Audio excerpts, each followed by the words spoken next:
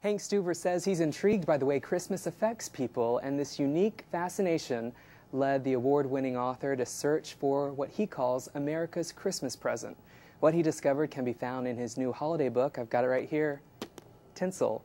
I have a feeling this is not just another Christmas book, Hank. You've got a unique way of writing and looking at things. Well, when you walk into the bookstore at this time of year and there's a big table of books about Christmas, and they're usually memoir, like humorous memoir, or novels, The Knitting Club Christmas, or, Garrison Keillor writes a Christmas story, or they're sort of a quasi-biographical political, like Glenn Beck has a Christmas book, Mike Huckabee has a Christmas book.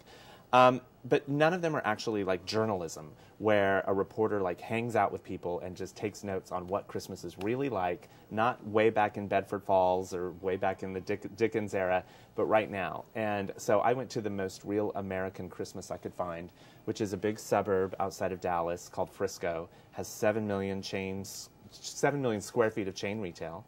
McMansions, big mega churches. And it's the fastest growing suburb in the nation right now? Is 7th fastest growing suburb Wow. in the nation. I don't know now because the economy has sort of put the brakes on everything. But yeah, it had gone from 6,000 people to 100,000 people, and they all believe in Christmas. So what are people going to learn from this book that they don't already know? I think this book sort of tries to put a finger on the managing the big myth of Christmas, the many myths of Christmas, and how hard we work to make Christmas perfect versus Christmas reality. Our economy hangs on Christmas.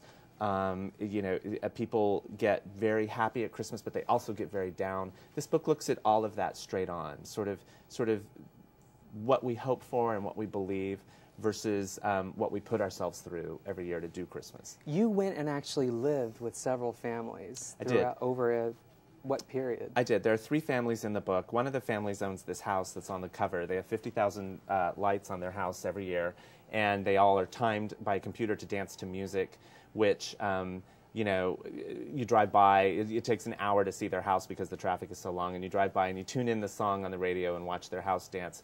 And I followed 2 other families. I was there initially for Christmas of '06. I was there for Christmas of '07 and Christmas of '08. And off and on I lived there probably a year total. So I want to ask you, what drove you to write this? You've written a book before. You wrote Off Ramp back in '04, but why Christmas? Yeah, Christmas to me is the perfect conduit to write about all American culture.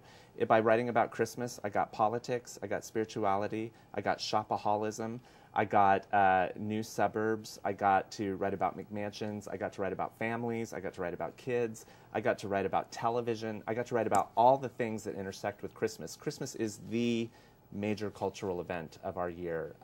Even if you don't celebrate Christmas, you can't escape it. Yeah.